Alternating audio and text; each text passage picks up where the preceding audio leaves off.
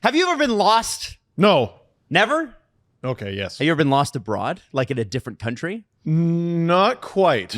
Not Despite quite? my best efforts. Really? You've never been lost? I've been lost. I always have an adult with me. Jesse, you ever been lost in a foreign country? Been like, oh my God, and I have no cell service, and I'm trying to not use my roaming. I rode an ATV on the side of a cliff in Santorini. And at that moment, I was a little scared for my life because the sun was setting. And if I was like, I don't get back to the hotel and try and guess where I'm going, I might be lost forever. But thankfully, I found my way. But if I needed self-service, I know who I would call. That's right. You would call Sailing because they've got eSIM service in over 160 countries and 8 regions around the world. Global and regional plans. If you're planning on visiting several countries during your next trip, like our producer Maddie does. She doesn't just go on a trip. She's like, I'm going to go to 80 countries this time. You can do that. You can save on eSIMs. Get a global or regional plan with travel eSIM plans. You can save time. You don't wait in line at the airport for local eSIM cards. You avoid scams because that's the thing. Sometimes you go to a country, you don't speak the language, and they are like, we are counting on that. I got scammed in a country where I did speak the language. That's right. New York Rangers tickets. Never forget. So you also get a full refund if your eSIM is not compatible, but it is compatible with all iOS and Android devices, 24/7 chat support, and we are going to give you a 15% discount for your summer travel plans because we got to start thinking about that, right? Yes.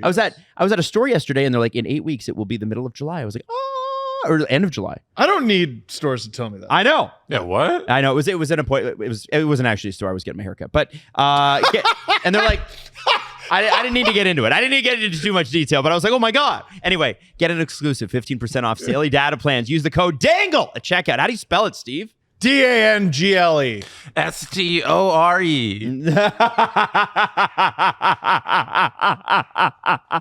Download the Saley app or go to saley.com/dangle. Let's start the show. That's a throwback. SDP, the Steve Dangle Podcast, with your hosts, Steve Dangle, Adam Wilde, and Jesse Blake. Let's go! All right, so should this just be a Ryan Nugent-Hopkins appreciation episode? Man. Like, should we just spend the whole time talking about that guy? Which top 5 pick is this that you're discussing with the Oilers? Man, imagine the Oilers had kept and hit on more of them.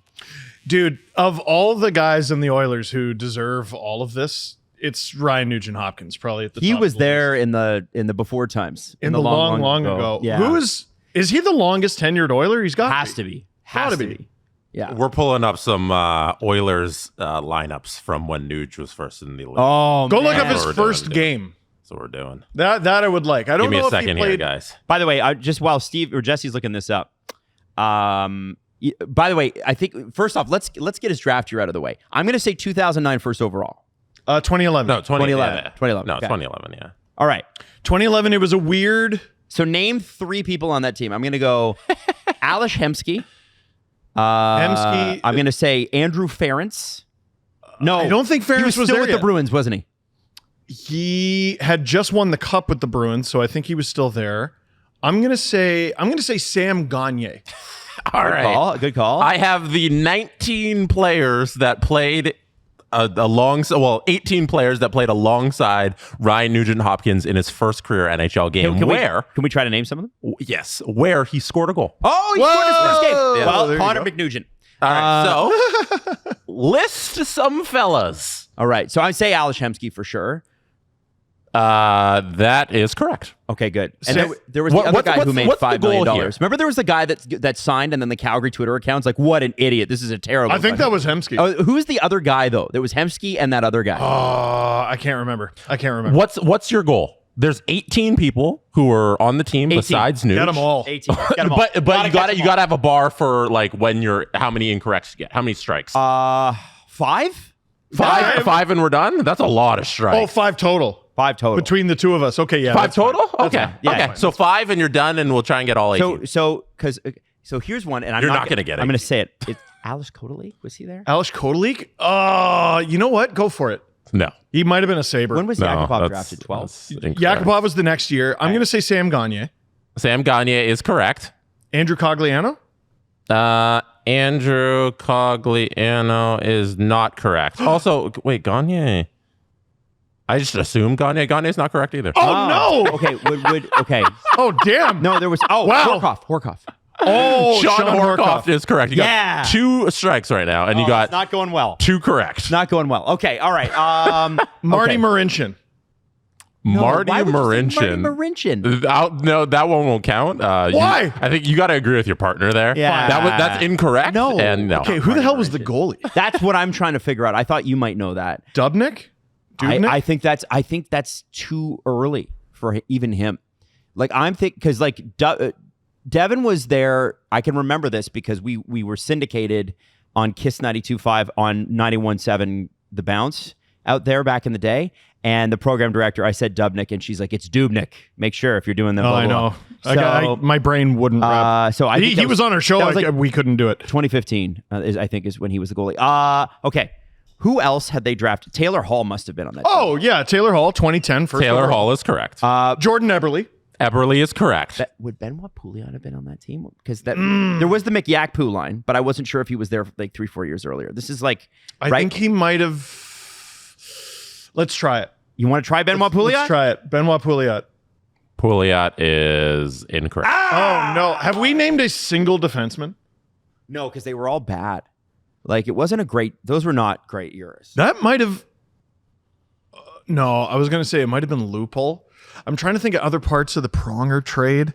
We already did Eberle. You guys are bad at this. Penner? Oh, yeah. I think Penner. Penner? Dustin Penner. Dustin Penner is not correct. Oh, you guys are done. How ass was this You're team? done. Jesse, You're what's done. the team? You're done. All right, here's the team. Cam Barker. Okay. Devin Dubnyk, by the way, was the starting goaltender. Oh, he was. Did we not guess him? No, Adam talked you out of it. Adam talked to you. He told the whole story about how wrong he is. I guess he's been there for a long time. Cam Barker. You got Eberle. Belanger. How do I say Eric Belanger. Belanger. Eberle. Tom Gilbert from Quebec. Taylor Hall. Alice Hemsky. Sean Horcroft. Darcy Hordachuk. Ryan Jones. Anton Lander. Nuge. Linus Omark. Magnus Pajärvi. Theo Peckham. I remember Theo Peckham. Teddy Peckman. Man, you guys remember Jeff Petrie before the Montreal trade. Wow. Jeff Petrie. Ladislav Schmid. Ryan Smith. Andy Sutton and Devin Dubnyk. That's a thin team. I did not realize Ryan Smith was still there. And Andy Sutton, the Oiler. I don't even remember that. Man, Jeff, a lot of guys. That was when Jeff Petrie was good, and the Oilers, for some reason, never valued him. And then they traded him to Montreal, and he played 21 minutes that night. I know, but they traded him for like a second and a fifth, and people are like, "Are they idiots?" It wasn't great. It was terrible. Not ideal. He was great in Montreal. Nuge is the only goal scorer for the Edmonton Oilers that game, but they ended up winning 2-1 because I assume it went to a shootout. I was like, wait, pardon? So he won his first career game, only goal scorer that game, and they won in a shootout. And it would have been Jordan Eberle who scores the Hemsky who scores the successful shootout goal to win the game. Steve Sullivan was playing for Pittsburgh. He was still playing.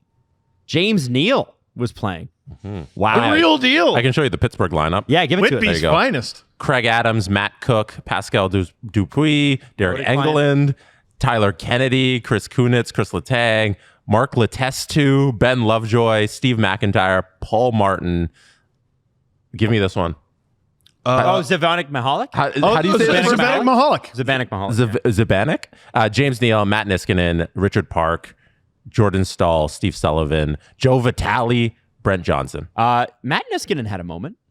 Yes. Oh, for sure. He had a real solid career. Paul Martin, former prime minister. Joe Vitale. Paul Martin. Paul Martin is terrible. I remember that. Okay. One of the best broadcasting moments ever. Please. Tell people that don't know the Paul Martin is terrible story. That's a lot. No. That's a oldie but a goodie from our early days. So poor Ray Ferraro. I think both of these happened in the same game. They were late cutting his mic. So it was a hot mic and he stayed on too long. And I want to say the first one was they stayed on him too long. And he's talking about Dion Phaneuf and he goes, "You hear his voice? Somebody fucking go." I don't know. That might have been another game, but I think it was that night. And then The Paul Martin one, it's a Leafs Penguins game. The camera just lingers on Paul Martin and it's silence. It lingers on Paul Martin for like a solid 3 to 5 Mississippi, and out of nowhere, Paul Martin is terrible. And poor Ray, I think he like ended up having to apologize, but like he shouldn't have been on a hot mic. Maddie, if you don't show this on screen, we can play the audio because the audio is less than like 6 seconds. Yeah. We can get away with it. you can get away- Yeah, you you can can get away with this because it's recorded off of TV as well. We'll be fine. Here's the Ray Ferraro audio. You hear Phaneuf on the air when he came to the bench and he goes, "Somebody fucking go!" Did I nail it or what? What did he say? Nail it or what? Oh, man. And then I think the Paul Martin one's also in this. Just give it a pause. Here it is. Hey, Paul Martin is terrible. Do you think if we had Ray on, he would talk about that? Yeah, he'd be like, you guys are assholes for bringing that Yeah, up. like what? that was like 15 years ago. I What the think hell? that's 11 years hilarious. ago, was actually. How can you not laugh at that if you're him? How can you not find that funny? If your name is Paul Martin Oh, yeah. But or Dion Phaneuf. who cares? I know. Honestly, like, who cares? I think Somebody fucking go. I would love to.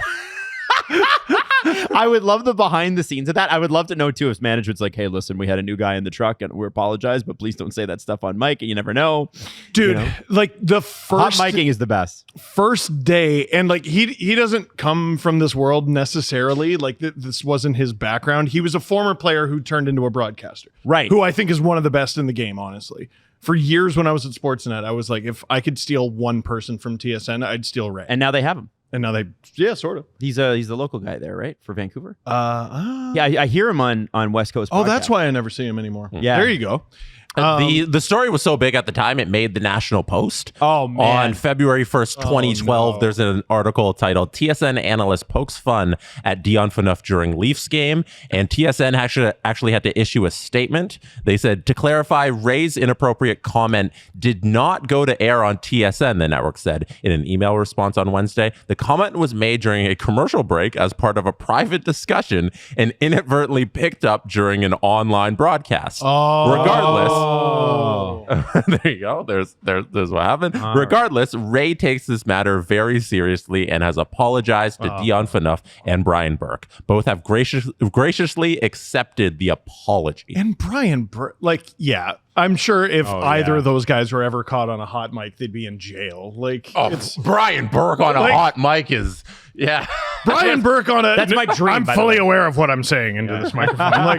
No, but what I was going to say, first day of broadcast school. Yep. Don't swear in front of a mic. Yep. Don't swear in front of a mic, which I obviously ignored. But like, if I were on live television, I wouldn't. But you never know.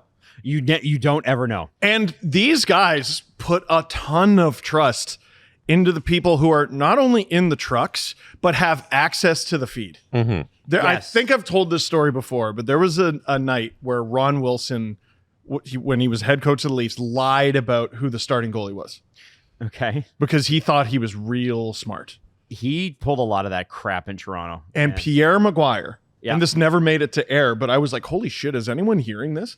Lost his mind. Really? He Why? thinks he's so friggin' smart and blah, blah. Lost his mind. Like completely flipped. And I was just like, man, if I was a douchebag, I could really make something out of that. Wow. I actually and don't people blame have him on done that. I don't blame him on that. Like that's just Ron, that especially Ron. Like that's not like one isolated incident. Oh, no. Where Ron's messing around and it's the playoffs, which he never made with the Leafs. But no, that's Ron. That was Ron being Ron all the time. Well, All remember the his spat with Howard Berger? Because he got Man, two I know. great guys going at it. It works. Yeah, we're really digging deep here. I promise we'll get to last night's game. But he used a curve. Someone had too curved of a stick, and he called it out during the game, and it led to a power play. I think the Leafs might have even scored on the power play, but they were not going to make the playoffs. Right. And it was written, I think, by Howard Berger, basically like, yeah, way to go, Ron. Like, you completely wasted that. And now everyone's going to know, like, all right, when we play against the Leafs, we got to watch that. And Ron called him out, and I'm mad at you. Like, remember that? I don't remember any of that. You don't remember I that? don't remember Man, that. these are, like, here's the thing. I want the Leafs to be different. from what they currently are. I do not want to go back to that. Those were the dark ages. Dark, like Adam, you're a history nut. You know how there's sometimes you read about history and they're like, yeah, there's like 300 or 400 years. We have no idea what happened. Yeah. That's 2011. I agree. That's why that's why not For the year I Leafs. remember that clip, because it's like it becomes I was born in it. Molded by it. That's pre-Phaneuf Kessel years. Some awful. of those. Like that's I was also terrible. like 9. Yeah, you were a lot younger than we were. Oh, kiss my ass. You were 9. We started the podcast like 3 years later. You couldn't have been 9. Shut up. I mean, you were at least an adult when we started this You show. were in high school at minimum. At minimum. You're a bum. All right, You're a so friggin' hockey. That's when Toronto was, by the way, named by Sports Illustrated the worst sports city in the entire. And they North nailed America. it. They did. So yeah, Nuge was pretty good. He's good at hockey. Now, as of this morning, we just found out that Hyman's likely out for the season after that Mason Marchment That's hit. so awful. He's going to have surgery today, it looks like. So whatever the surgery, I think they it's broken won't arm. say what it is. I think it's a break. Yeah. And it didn't even seem like that's a play that happens like a million times at the playoffs. Like I didn't see anything where I'm like, oh man, that's crazy. It just doesn't take that much torque. Like there's, Do you think it's a hand or an arm? I would imagine arm. I think if it was hand, he'd be playing. Yeah. If it was, you know what's funny, Adam? I don't know if you watched my stream last night, but I told the story of Sanger. Oh, the guy that we went to school with, yeah. Yeah, who played. He hid a broken arm in a cast so he could play in a game, and I'm like, I could see Zach Hyman doing that. Yeah. Just to lay hit after hit after hit. Last night he played what 2-3 shifts. He still had a shot and 2 hits. Yeah. And I mean, just such a harmless looking play, and he's done. Not a harmless guy that threw it, but it was a harmless play. Oh, No, my God. but like he's such a warrior, and to see him, as soon as I heard on the broadcast, he went right down the tunnel. I mean, he's cooked. Yeah. Because that's Zach Hyman. Mason Marchment being on the other end of this is like the least surprising thing in the world. Yes. Like that dude, he's been all these playoffs. He's become one of the annoying ones, that we look out around the league and we're like, that guy. He's always kind of involved in these things. Yep. Just if you guys remember, like that the pleading to the referees earlier on, Slashing the ref when he he wanted those slashed the ref. calls, and he slashes the ref and he gets away with it, and then like 2 games later he's back to the old same nonsense. So this hit, obviously, it's not something that was dirty. Like there's no discipline to be involved. It's just unsurprising that Mason Marchment is involved here. He gets. A lot of oops. Remember Frank Corrado talked about get a little skin on him.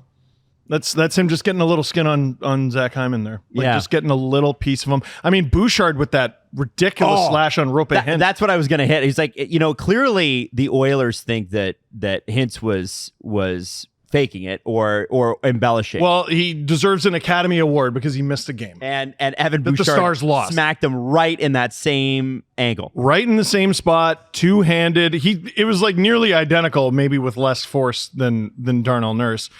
And you know what was interesting? I kind of wonder if there's a shift going on a little bit, at least in online hockey. Very few people I saw were like, he needs to be suspended. No. Like that should have been a penalty. No, bad people once they hit the ice. Like I'm sure, Oh, they're all good people. visits hospitals, kisses babies, all that stuff. I'm sure.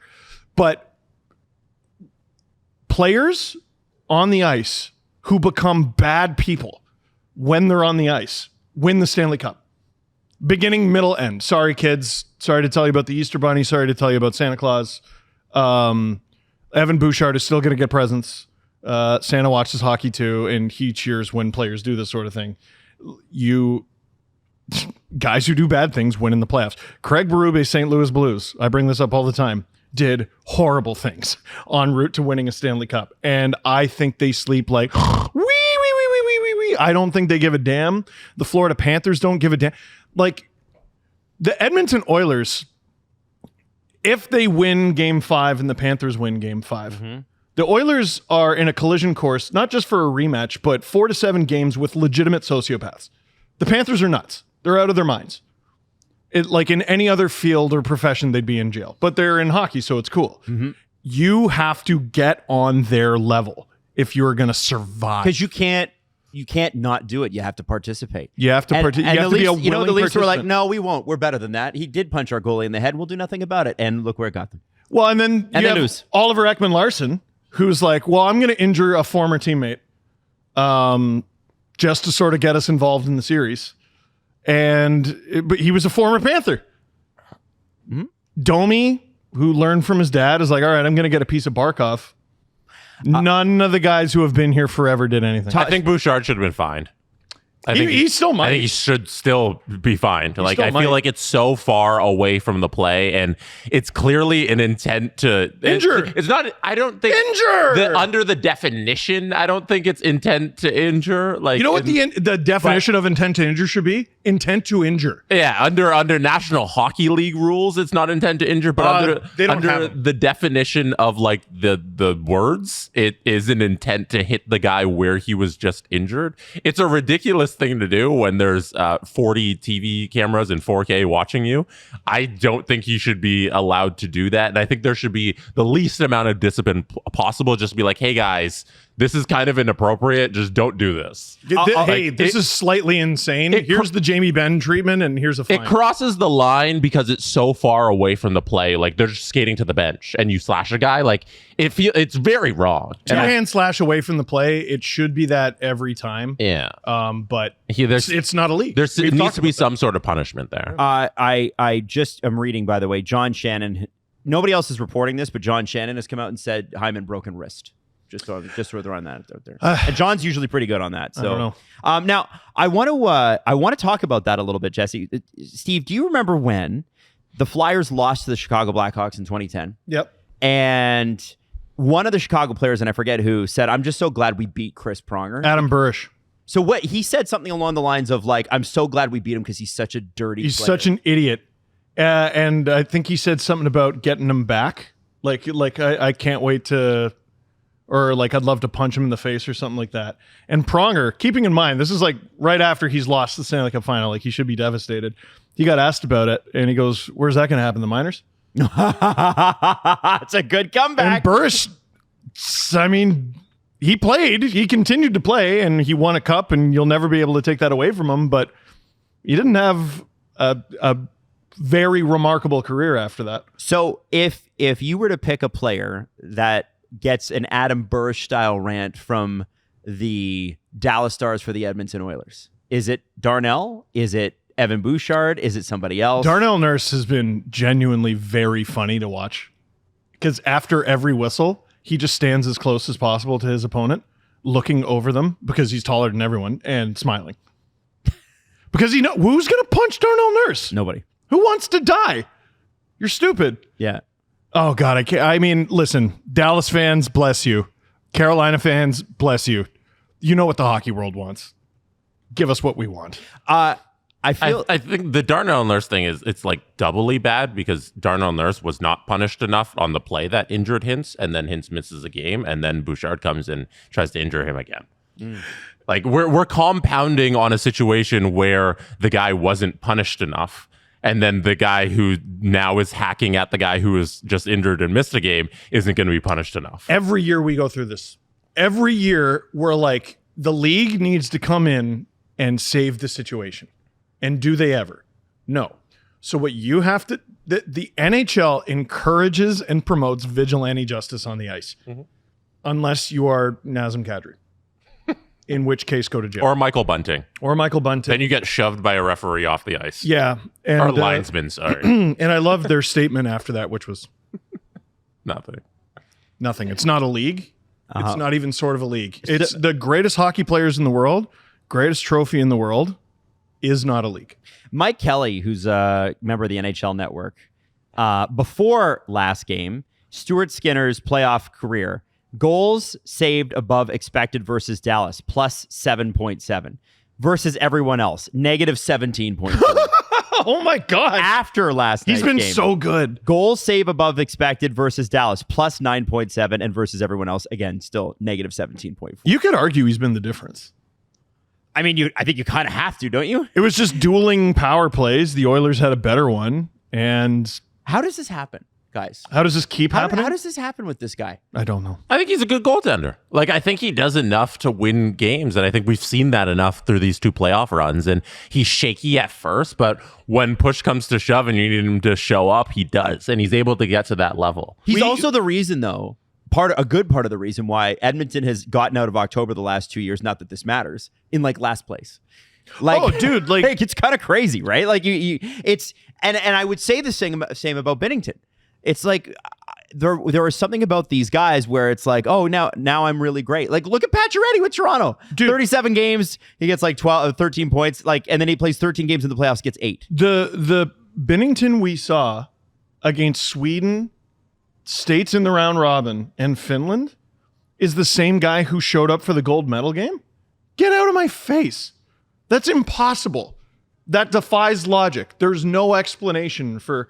He made at least 8 or 9 saves in that friggin' game that were not there at any other point in the tournament. They were all his best save, one after the other after the other. Guys find a gear. Like, I think we've seen a trend in recent years, and you guys can correct me if I'm wrong, but like the team that ends up winning the Stanley Cup, you can point to significant chunks of the year where they didn't care. Mm-hmm. The Panthers post-deadline were hilarious. They were a middle-of-the-pack team generously. But they were missing their best guys. They didn't care. They didn't care if they had home ice advantage. And we cared. Toronto cared because like we don't want this unfavorable match. Florida doesn't care who they play. They don't care. They don't give a good gosh darn. It doesn't matter if you play on the road, if you play at home. They don't care. Now, I don't know if that's necessarily the case for the Oilers, but like, you can't tell me the Skinner who showed up in those games is the same guy showing up right now. He's so dialed. He's still a bit of an adventure. I think maybe the biggest difference isn't Skinner. It's how the Oilers play around him. Like some of those clips that we broke down earlier this season, like they're shocking. Yeah, that's I think exactly the place to go with that. Like it's on Stuart Skinner. Like he's been playing great. He's made some fantastic saves on top of like the saves he probably wouldn't have made if it was a game 1. He's the goalie. At the end, he's helping them win these games. But Edmonton, I love that their fans have gotten behind this and McDavid has gotten behind this. They play good defense. And they've turned a page, and that's all credit to Chris Knobloch on getting them to play this way. But the way they play in terms of their system, where they clamp down, it's not something we've seen early on from Edmonton at all, especially in the LA series. But they've turned a page somewhere in the playoffs, and they play spectacular defense. They make it easy on Stuart Skinner. They could have got swept. They could have got swept first round. Yes. It legitimately looked like it. Yep. But I feel like every good team has those moments, right? Right. Like the Florida Panthers they could have lost game 3 to the Leafs and been down 3-0 if they weren't able to come back from a 3-1 deficit in that game, And the Edmonton Oilers are just another case of that, where they're just able to come back and now look at the role they're on. This isn't the greatest comparison because I don't think these teams are alike, but in terms of structure of their playoff run, it does remind me a bit of the 2021 Montreal Canadiens. Now, the Oilers heading into these playoffs were not the same as the 2021 Montreal Canadiens, but they were down 3-1. Mm-hmm. They lost 3 out of 4 games. The Leafs were missing John Tavares. Like, you don't belong. You got shut out 4-0. You lost 5-1. There was one tight game in there. They did not belong. First period of game 5, you're like, who are these guys? Mm-hmm. And they cruised to 3 straight wins. Forget that. 7 straight wins. They won 3 straight to beat the Leafs, swept the Jets. I think Vegas won game 1 of the Western Conference Final, LMAO. And the Habs took care of them in 5 or 6. And it wasn't until they got to Tampa in the final that they truly looked second best. But they started terribly, were borderline unbeatable the rest of the way. And I mean, that to me is the Oilers. Yeah. The way they've done it. They were so fragile. And the goaltending too, like there you had Carey Price and you have Vasilevsky, but it seems like in the last couple of years, we've seen goaltenders who aren't the big names that have come through and either won or gotten to the Stanley Cup, like Adin Hill. has one of the last couple of cups. Darcy Kemper has one of the last couple of cups, and like Stuart Skinner was in it last year, and now Stuart Skinner's probably going to be there again. Skinner doesn't even have the most wins on the Oilers. Yep. It's still Pickard Pickard. still have more. Yeah, It's 6-5. it's ridiculous. It's crazy. And like people are like, okay, well, if you get 6 or 7 shutouts, could he win the Conn Smythe? I'm like, he's allowed 2 goals over his 5 wins. Yeah, can you win the Conn Smythe if you were benched for your bad play? Not if the number 1 and number 2 scorers in the NHL during the playoffs are on your team. Yeah, it's a travesty. You brought up the Phil Kessel, Sidney Crosby thing last episode. Like, I feel like no matter what happens, I don't care if Nuge doesn't have a pointless game for the rest of the playoffs. Connor McDavid deserves the Conn Smythe.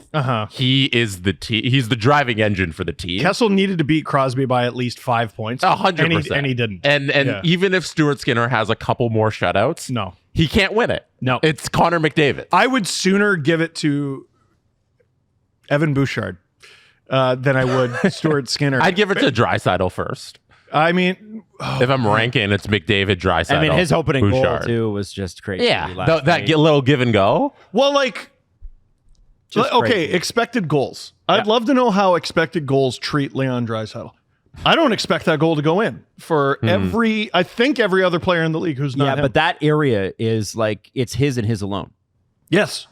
Like, No one does that. just the most ridiculous angle. Like, I don't even know if Kucherov is doing that I think on it's almost a like he consistent developed it there basis. because he was smart enough to know nobody would cover you there anyway. Yeah. Who would be dumb enough to bother covering you there? So I'm going to bring out my glorified, like, skinny-ish goalie stick. Yeah, And I'm just going to whack the my cricket paddle. It's all timing and precision. Like, it's almost off like the toe of his stick. Yep. It's this, he has to hit it 100 million bajillion % perfectly. And a lot of that is out of his control too. Well, Like, and what if the pass is an inch off? And imagine he's a young player again, right? Uh-huh. And he was largely ignored when he was younger because of Connor McDavid. He and played 40 games and they sent him back to junior. yes, but imagine an NHL coach saying, Stop shooting from there. stop shooting from You there, practice that shot? I've never seen you practice that shot. Yeah, exactly. And he still was like, no, not only am I going to do this, no coach is going to tell me not to. They're going to encourage it. Like, that is, you have to remember, like, norms in the NHL are really hard to break. And You gotta embrace the weirdos. Like, the weirdos in sports are such a blessing. For some reason, my algorithm has decided this guy really likes crawfish boils and also the backstory of Reggie Miller. I don't know why those two things are dominating, but do you know about Reggie Miller and his sister? no. So his sister is older than him and was a way better basketball player than him. And the reason he got so good is because he grew up playing against and being dominated by his sister. Wow. There's a great story about he's in the backseat of his car and he's talking about, like, he had 40 in a high school game and he's feeling so good about it. His sister that day in college put up 105. Whoa. So he's like, "Oh, I'm so incredible. I feel great about myself." And his sister put up more than In than college. 60 points more than him.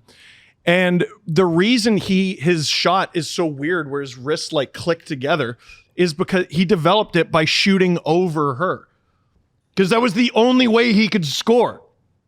So Draisaitl's taking this weird shot with a weird stick.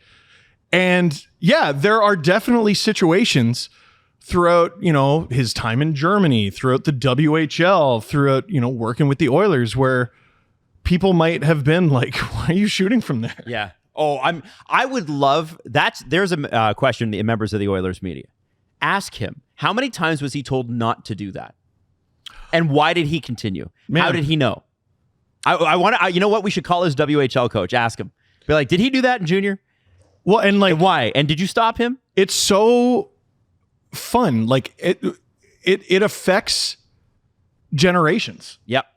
Like, it hasn't quite arrived yet, but McDavid was drafted 10 years ago. Yeah, I know. And it's going to be a generation of kids who try to skate like Connor McDavid, who try to take one-timers like Leon Draisaitl, who do like toe drag release through a triangle like friggin' Austin Matthews, which Connor Bedard already does. I complain about the NHL all the time. God, I love hockey. It's getting better. I will die on the hill that it is getting better, and we are.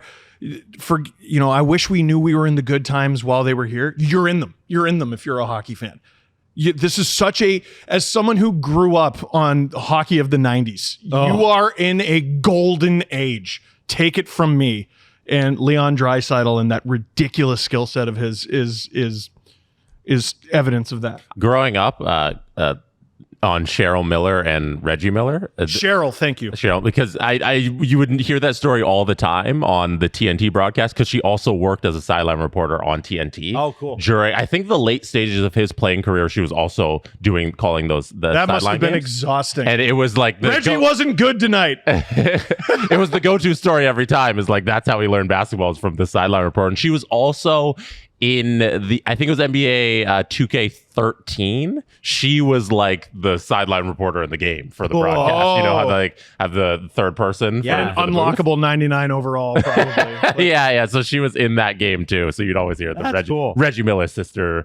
She taught him everything about basketball kind of stories. That's very cool. And his dad would say, like, don't screw with the shot.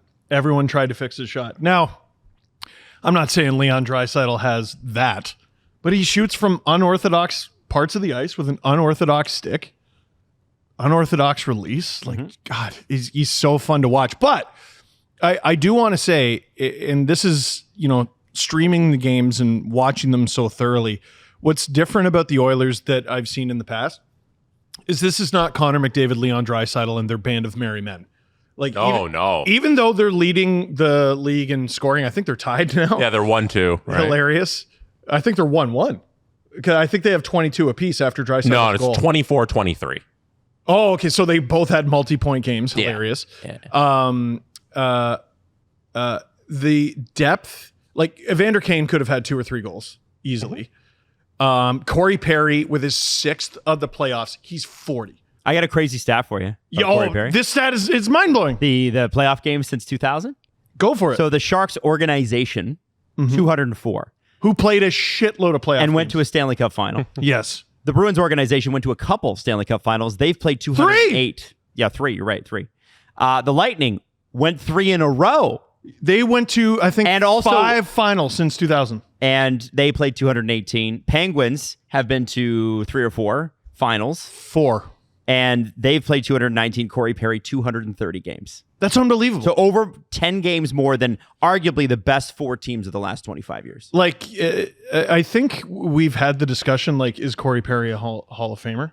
Yeah. Unquestionably. Who's had that conversation? Well, I feel like it was a few years ago. Okay. I can't remember exactly, but he certainly is now. It's unquestionable. I hope you had that conversation in like 2015. Yeah. Like, the dude's in. I hate to rip on this guy, but like when Pierre Turgeon went in, I was like, really? And Corey Perry, like, it's not even sort of close. 230 games and like still a significant producer. And he was filling in, if I'm not mistaken, for Zach Hyman. Yes. When he scored that goal, and he could have had 2 or 3. Yeah. Bouchard is unbelievable. Like, you just go down the list. Arvidsson, I thought, had a great game after not playing since God knows when. And this one, all the former Leafs in the playoffs have found one game to break my heart in.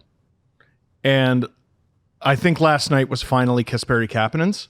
Okay. You mean the overtime winner wasn't enough for you? No, because he scored one for the Leafs, and these, sometimes you score.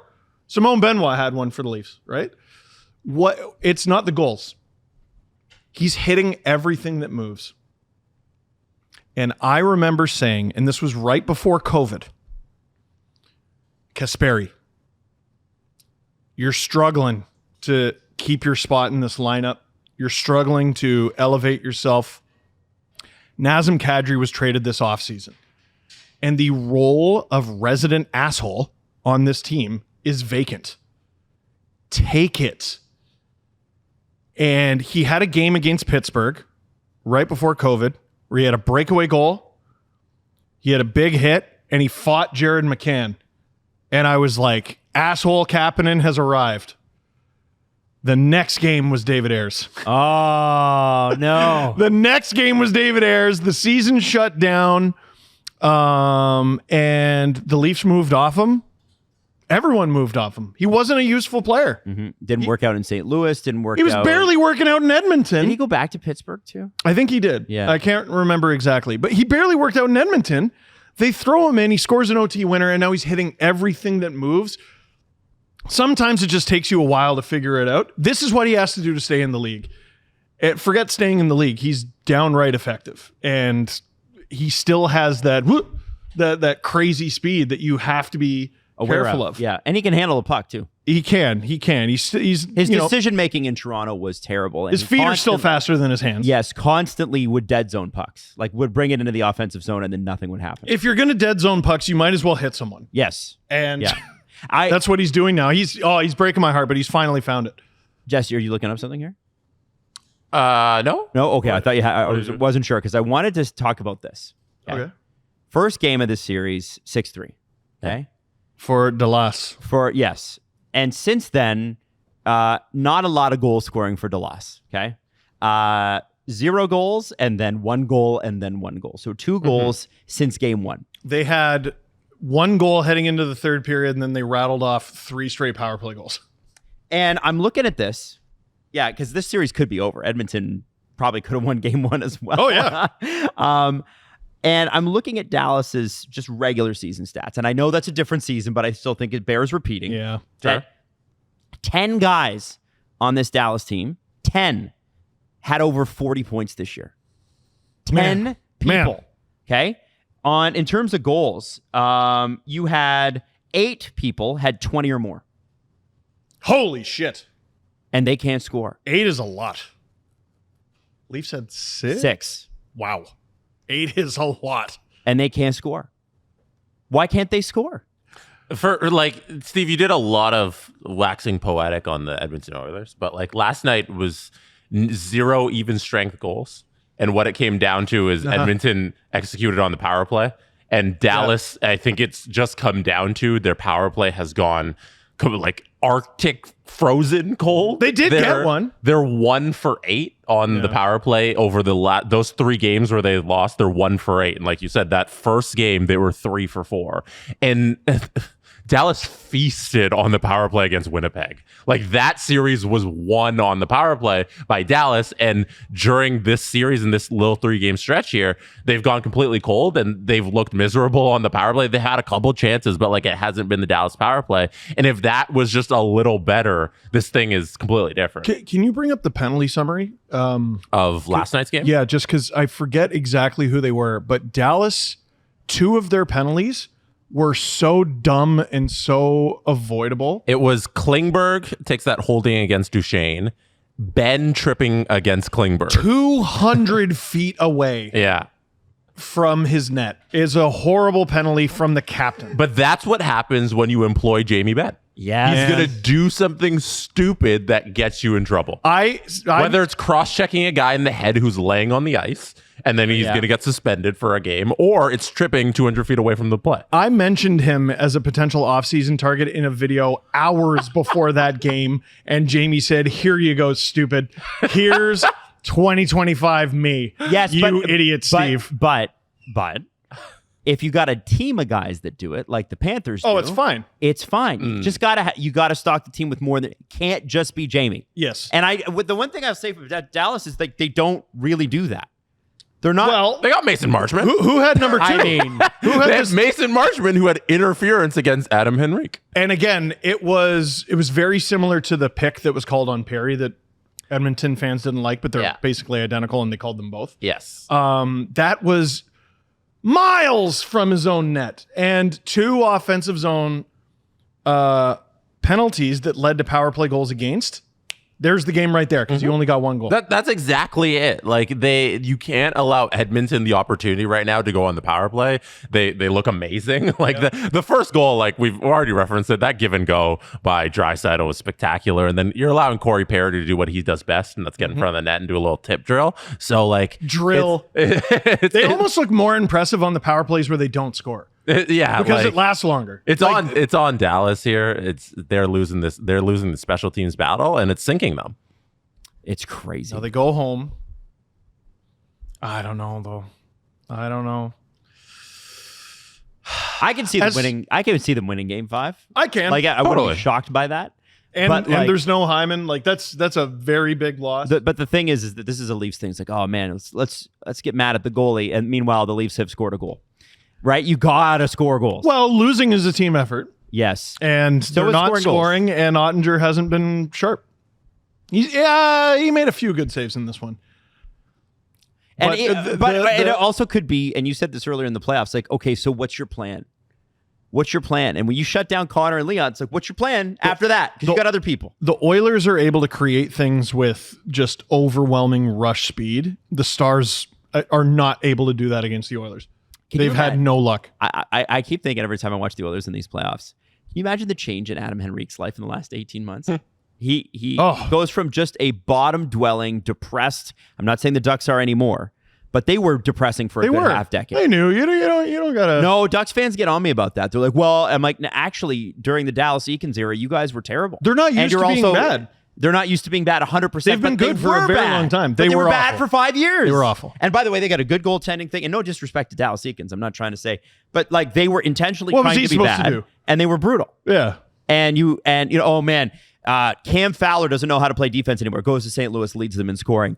Simon Benoit, worst statistical defenseman in the league last year, goes to Toronto, pretty good sixth guy. Like, is it just maybe you just suck? Think of all the guys they lost for nothing or close to nothing. Sammy Vatanen, Shea Theodore in the expansion draft. What'd they get for Hampus Limo? Hampus, I want to say they got a first rounder. Oh, okay, him. that's all right. Who'd he turn into? I don't know.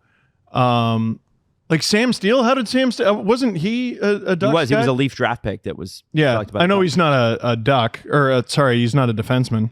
My point is Adam Henrique's life.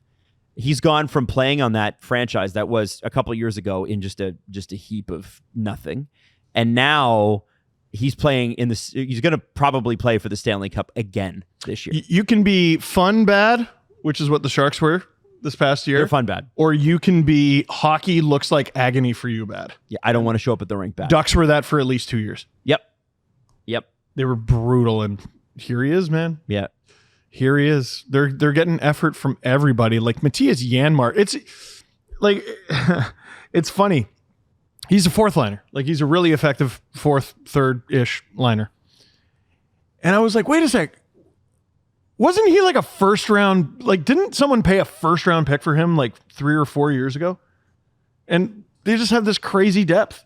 Like, I would look at the Oilers defense on paper, sans Matthias Ekholm, by the way, and I would never have them as a finals bound team. Troy Stetcher in 2025? Okay, let's see. He looks great. Everyone, who looks bad on the Oilers? Not anybody right You don't now. get up 3-1 There is no in the whipping conference boy. final looking bad. Yeah. With anyone. Yep. They're incredible.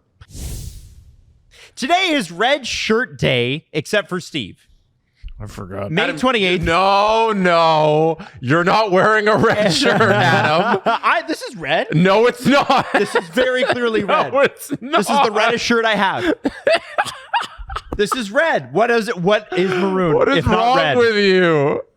You can't lie about your red shirt. Except for Steve. There's visuals to the podcast. Steve, who's We raised can hundreds all of thousands for see. Easter Steals, no longer cares about red shirts. For anybody listening, Steve walked off set in the Sport Check to go take a red shirt off of the rack. That's right. And put it in front of him. Now, Red Shirt Day is to support Canadians with disabilities and pledge to do your part to make Canada a truly accessible place for everyone. When posting on social media, people like me and Jesse and not Steve, be sure to use the hashtags Red Shirt Day and hashtag just me. Red for accessibility and tag I'm the Easter only Seals one who Ontario. remembered. Oh, what a great guy. So we can like and reshare your post. You can find pledge forms on the website. And obviously, we can't wait to see your red. Link in the description. Link in the description. There you go. So, Steve, how's it feel to be the guy that just doesn't support Easter Seals the way he used to? You know, has Steve Dangle fallen off? Yeah, people are asking. Steve Dangle's fall off needs to be studied. Any more to add on this series, guys? Oh, good. Then let's move on to Florida and Carolina. Carolina stayed alive. And As we all kind of thought they would. yeah, I mean, to be honest with you, sitting here 2 days ago, I didn't I was like, they were completely out of the series and they were never in the series. Florida likes a good screw around game, though. So you think this is on purpose? You think Florida wants to take it back home to Carolina and be like, hey, we let you get I one, will and now not we're going be to do it to you at home. fooled. Again, they won 3 straight, then got shut out at home, and now they go back on the road. I know how this ends. I've seen it before. You think it ends tonight? Yeah, probably. Jess, do you think it ends tonight? No. You think Carolina takes another? I think they win again. I would like some credit for correctly predicting how this would go last game, because I called Aho scoring and Carolina winning. I put money on it. I won money. Awesome. So I took my own advice there, and I think tonight Carolina extends the series. Wow. Yeah. I did call Stankoven scoring first on the streak. Tonight, $2 Steve on Carolina. They haven't scored more than 2 goals, I don't think, in this series. So I would say 2-1. No, they got 3. They got 3 last. 3-0 last game. Yeah, 2 empty netters. Okay. You see Paul Maurice? Yeah, I did. I think he was just trolling again. I'm ignoring what he says now.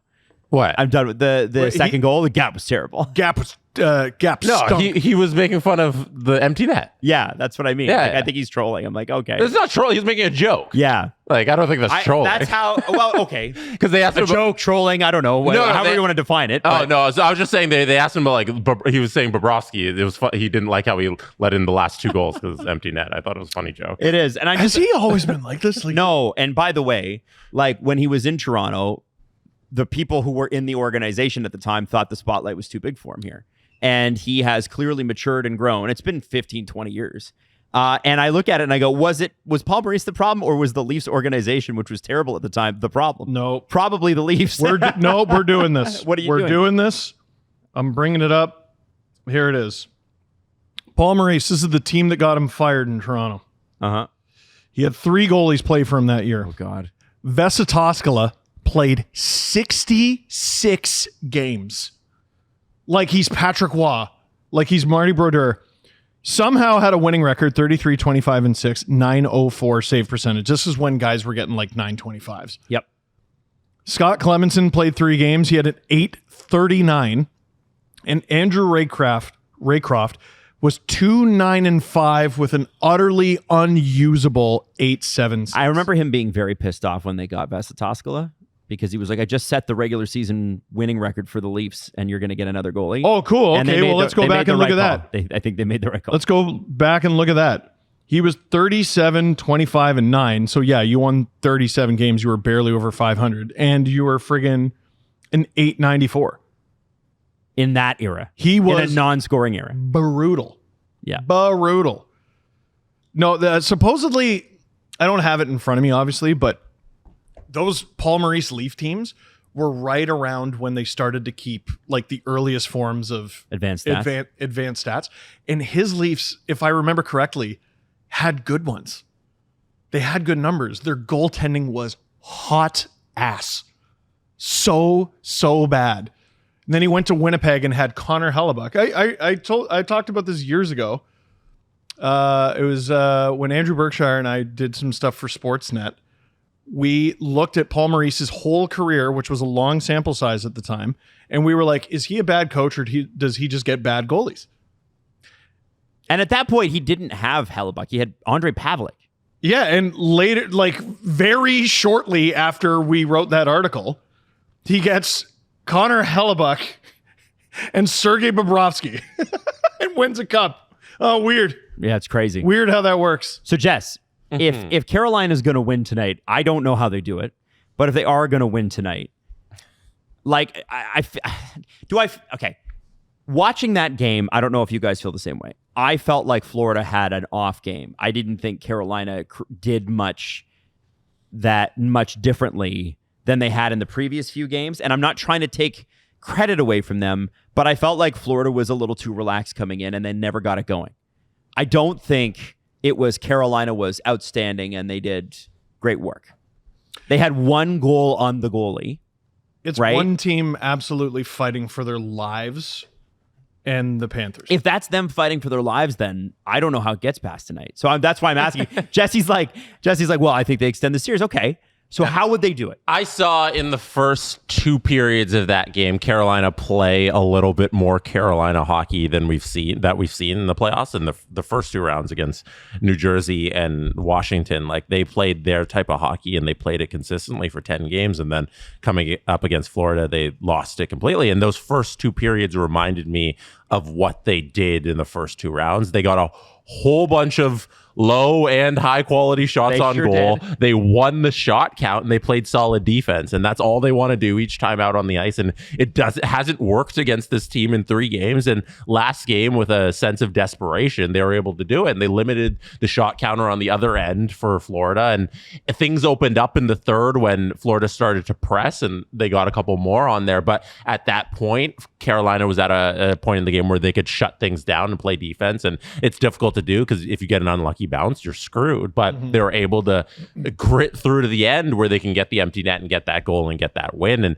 they did score a second goal that just got taken back on a great video review call. Yes. Offside. So like I see there's a little bit of hope in Carolina, and I think if they come out with the same desperation, it's obviously like it's so hard to predict what's going to happen. I'm just trying to guess on how the game is going to go. But if they come out with the same type of mentality that they had in the first 2 periods, where they're playing their hockey and they actually show that they can hang with Florida, I think they can extend the series and win another game tonight. What's the ceiling on a guy like Logan Stankoven? That's what I've been trying to figure out. I mean, he looked dangerous all night. And Dallas fans, if you go back and you look... Oh, he's unreal. At the beginning of the season, there was a rumor about like Malkin going to the Dallas Stars. And underneath it, Dallas fans were like, it was like several guys, Wyatt Johnson, whatever. But they're like, Stankoven better not be in this deal. Mm-hmm. Like, they love this guy. And that's Malkin.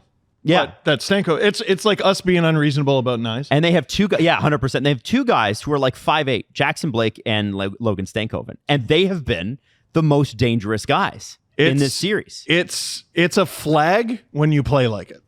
Yes. He doesn't play like it. Like the reason I ask about the ceiling for a guy like him is because in terms of truly great little guys, it's not a huge list. Yeah. And some of the names at the top of it are like unreasonable. Like Marty St. Louis. He's not going to be like, okay, Marty St. Louis, Theron Fleury. Mm-hmm. Okay. Jonathan Marchessault? No, Jonathan Marchessault's not a little guy. He's just little on Vegas. Like he's like completely normal. Like, can he be DeBrincat? What can he be? I'd love to know. Like a 5'8" guy. They clearly really, if Eric Tulski's taking him, then I think they very clearly highly value this player. Like they think he can be something. He's got more goals. I'm pretty sure he's got more goals in the conference final than Mikko Rantanen. Now, Jesse, I sent you the score breakdown from the game. I want to look at the second goal on the goal visualizer. Okay. Because I was yelling at the screen because the Carolina Hurricanes pulled a leaf. Okay. Let's make this about Toronto for a second. Okay. We have to. This second goal, which was an empty net goal, I want you to watch what happened. Oh, the second goal. Yeah. So watch what happened. So they get away here. They get past Florida. Remember, this is a 6-on-5 goalie pulled. I need to stop you. Which red team is it? It is it's the red team with the double circle. So the white red team. Got it. Yeah. Thank you. All right. So you're going to see Svechnikov get a wide open net. Look at that. There comes Seth Jarvis. He passes Svech, and Svech passes to Aho with an empty net. And I just wanted to know, like, if that were the Leafs, we would be making a big deal of this. Stop passing with an empty net. Even on the broadcast, Craig Simpson's like, yeah, they probably should have done that. As a Svechnikov fantasy holder, screw you, dude. Yeah, I heard the broadcast at the time gave them shit for this. Yes. Yeah. Why do players do this? I know it was Aho that scored, but why do players do this? You've never had galaxies and moons and suns float around your head? I don't have the intelligence, I don't think. No, it's too much. You know what? You know how you can be a great guy today? Win the game. Just win the game. Right. I don't need the puck. It's fine. Just score. Just score. Yeah. And to be honest with you, Svechnikov's had an off year and an off playoff. So I think probably he should have just scored, but maybe he wants the karma. I'm trying to figure out, like, what are you doing? Like, honestly, what are you doing there? I don't know. Even Jarvis could have shot. He was covered, but he could have shot. How do you play that as the coach? Like, okay, do I harsh the vibe? No, you just go over and go, listen, that was great. Never fucking do it again. I don't know. Yeah, I don't know how to play that. Or do you get Aho to be like, next time, maybe don't. Or do you just leave it? Maybe you just leave it. I don't know. I don't know either. Anyway, I thought you'd find that fun. I did. So with that series, so Jesse, you say Carolina extends it tonight. Sure. Yeah. Freddie was great. Sure was. Playoff Adam. Freddie, Always man. is. Playoff Freddie. And then, Steve, what do you say happens tonight? I think Florida takes it. Okay. I think so too. Watch along with me. It could be my last. Just like the last one could have been my last. We'll see what happens. So that's coming up. And I want to move on to some other things. We found out yesterday that there are 2 finalists for the Bruins head coaching job. Marco Sturm and Mitch Love. And, you know... Dude Love? What's that? Dude Love? Dude Love. Ooh. What do we think about this? Like, first off, I feel bad for Joe Sacco, who was put in there, and it's like, sorry, you can't be here. You can't be our coach. You stink. There's Guy. And it's not that it's a bad position. Like, what was it? Cam Neely was like, oh yeah, you think we're gonna have trouble finding a head coach for this position? Well, I mean, Jim Montgomery left. he is right. Jim Montgomery left. You were in a playoff spot. Uh-huh. You fell out of the playoff spot. Jim Montgomery made the playoffs with the Blues, who were not supposed to make the playoffs. We're not going to talk about how it ended. You're not going to be judged. Well, it was in Game 7. Oh, Leaf fan, don't do that. I lost. give them that. They lost. They lost. You stink. Boo. You're going to be judged on not Joe Sacco's performance, but Jim Montgomery's performance. That is not an easy job to step into, no matter what direction they're going. Ew. What do we think about that? Taking over a position like that? Because usually when you take over a head coaching position, it's like, oh God, thank God. They need to get rid of that guy. But the Montgomery firing was a surprise. Yes. Does Marco Sturm becoming the head coach of the Bruins add to the Joe Thornton trade tree? I need to know. Oh yeah, because they were traded for each other, weren't they? That trade sucked so much ass. Terrible trade. They didn't get any picks for Joe Thornton. Set the Bruins back half a decade. Hot diggity dog ass. It was Marco Sturm. I think, was it Wayne Primo? And there was a defenseman. Can't remember the name of the defenseman. Marco Sturm, Wayne Primo, and Brad Stewart. Brad Stewart, who was fine. Brad Stewart was a good player. Marco Sturm was obviously a very good player, but like according to AI on Google, this trade is widely considered one of the most lopsided in NHL history. It is so damn bad. It is so bad. Jesse? Listen, Sturm has lots of head coaching experience, just none in the NHL. He would count as a new mind though, wouldn't he? Yeah. Like we're always like trying to get new guys in there. Yeah.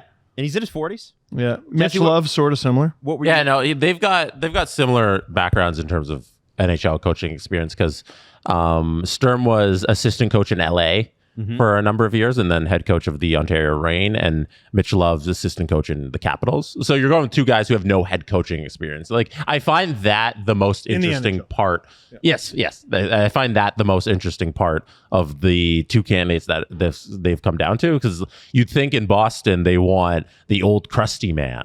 You know, it feels like Don Sweeney would go with, hey, who's the grizzled veteran who's been around the league a couple I played terms? with him and he's tough. Yeah, even like a Jay Woodcroft type, like who's at least coached did the Oilers, you know, but they're going with 2 new guys. But what you're able to do with Marco Sturm, he was a Bruin, and he wore the spoke B, and he's a Bruin, and he's Boston Bruin, and he knows the Boston Bruin. And with somebody who's relatively new at the head coaching job, like they have the assistant coaching experience, you have a chance to mold them a little. If you want somebody, if Neely and Sweeney want somebody that they can just mold into the vision that they see fit for a head coach, instead of getting somebody who already has their own ways, you get somebody who now gets to conform to the Boston Bruins way. It makes a little more sense that you go with Love or Sturm. So a lot of these guys tell are them what to old do. Too. Like, what was that? You can tell them what to do. Exactly. Yeah. No, I think honestly, there's a little part of that considering the two guys they're going with, and the 40 and 46 are those ages. Those are relatively young Very for young. Children. for NHL Yeah. head coach. Practically, what are you going to pick them up from kindergarten, drop them off at the rink? They're basically in one of Mrs. Dangle's classes. Yeah, Yes, 100%. tiny infants, Yeah. little tiny for infants. NHL coach standard, and I feel like that's because they want to have some say over how they're coaching this team. Coco Melon coaches. We are at like a kind of transition period with the Bruins. Oh, yeah. Oh, million. But my question with the Bruins is going to be, do they feel like this is a blip? Like Nashville blipped the other way. They blipped into being good. And they were like, well, now we're good. And some teams blip into being bad, and then they're good again. Like, I think the New York Rangers are making the playoffs next year. I genuinely think they're going to make the playoffs. I think that's a safe bet, right? I do. Yeah. You got Shesterkin in net. You got JT Miller for a full season. You probably get rid of Chris Kreider and make some changes or whatever. Some injuries are hopefully fixed. 100%. Yeah. I think the Rangers are going to make the playoffs next year, right? They blipped into being bad. And even the Rangers a few years ago, remember when they wrote that letter to the fans? Yes. They were going to be bad, and then Panarin blipped them back into being good. And was- here's this Shesterkin guy. It was like reverse propaganda. Yes. We're bad. Actually, we're not. And they got us to believe they were bad. So you don't They think lied. the Bruins of this year are the actual Bruins? You think I'm they've curious blipped into being bad? I wonder what the Bruins of this year think they are. What does management think they are? They were middle of the pack is what they were. Yeah. And what happened is they lost their entire top pair, which is an elite top pair. Hampus Lindholm and Charlie McAvoy is... How many pairs in the NHL are better than that? Hard to find. Not a lot. And you lost both of them. And that's right around when they were awful. Mm-hmm. They sold everything that wasn't bolted down. They got assets for Justin Brazeau. So what do they think they're going to lose be? your identity. Well, yeah, I think you're going to be better by default. If you're the Bruins, like, are you on anyone's no trade list? I don't think so. You're probably on a lot of free agent destinations. You have the cap space. You have a great reputation. You're going to have Swayman in training camp this year. You're going to have Swayman in training camp, which I think ruined a lot for them. I think they're in the playoffs if he's in training camp. Like, they should be competing for a playoff spot next year. Of course they should. Yeah. So 100%. I'm curious about, okay, so you bring in this coach. You can, as Jesse mentioned, you can kind of bat him around and go, this is what we want you to do. So you'll be doing that. Like what would and I know we haven't seen July 1st yet, so it's hard to know, but like, what are the expectations here? And, what do you see if you're the Bruins as a success? Because you can argue, okay, yes, they've got elite top pair, but you've lost Bergeron, you've lost Krejci, you've lost Chara, you've lost Marchand, whatever. At a certain point, you do need to kind of restock the cupboard, and they sort of missed that opportunity when they had that 11th, 12th, and 13th pick and could have picked 3 stars. And they got Jake DeBrusk out of it, but he's gone in free agency for nothing. Mm-hmm. And like, I'm just, what's coming here? I don't think they've got a ton in terms of prospects, which is why they tried to sign Mitch Miller, right? Like, I think I'm just curious about, like, okay, you make the playoffs, that's great, and you always want to have a chance in the playoffs. Well, what was your highest scoring player outside of Pasternak this year? Adam, you're not doing hockey guy thing. You're really letting us down. Oh, okay, sorry. What am I not doing? Marco Sturm is from Germany. And you might think, well, now all the German players are going to want to go to Boston. Right. That would be a hockey guy thing to say. Yes. No, you're not going niche enough. You need to go German and former teammate. When do the Boston Bruins hire Dennis Seidenberg? It's going to happen. God. Right now, he is the head coach of a U13 AAA team, which puts him right in line to be the next coach of the Montreal Canadiens. And he's also a development coach What is happening? for the Islanders. Dennis Seidenberg is going to join the Bruins. Book it. What are you trying Book to it. do here? What I'm trying to do is the hockey Chara's guy old thing. partner is going to join the Bruins. It's going to happen. It's going to happen. And also, you watch. They're getting the band back together. I hate when there's that hockey guy thing because they never actually tell you. Like people will have forgotten Dennis Seidenberg and who he played for and who he played with. Not in Boston. Not in Boston, but like you gotta say, who is that guy? He was pretty good next to Chara. Not a Bruins fan listening is like, who is that? No, I know. Please explain who Dennis Seidenberg is. I'm interested to see what the Bruins do because I Me feel too. like you have no problem signing any free agents to be there, but like I also feel like part of the draw of Boston was playing with Marchand.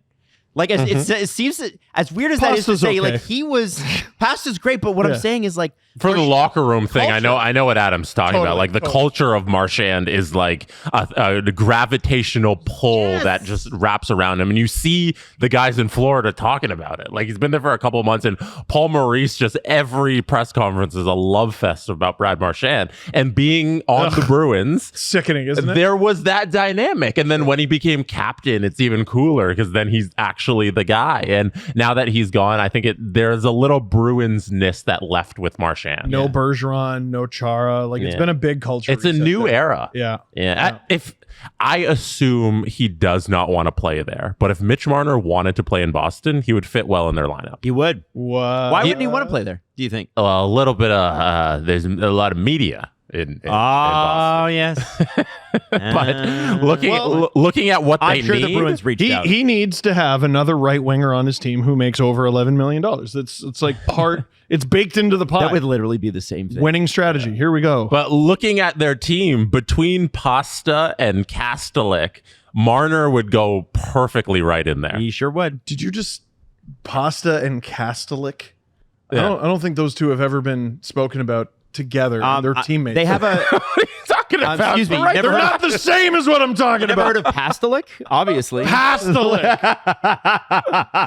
Oh my God, that might have to be the title of this Jesse, episode. why are you trying to give Fabian Lysell's? I don't- if Oh, yeah, you got it. Why are you giving Fabian Lysell a bad time here? Where's he supposed to play? If they're starting game one with Fabian Lysell as their second line Buddy. right winger, it might be a long season for Boston. Mitch Marner would go perfectly in Lysell's spot. Middlestat was a low-key interesting pickup for them, but they cannot start with Lindholm as their one. Middlestat's a Bruin? Yeah. Man, I forgot about that. Yeah, right? Middlestat's also he's The had a Coyle lot trade? of trouble. No. No, Middlestat Was went it? to how did that happen? Colorado traded him.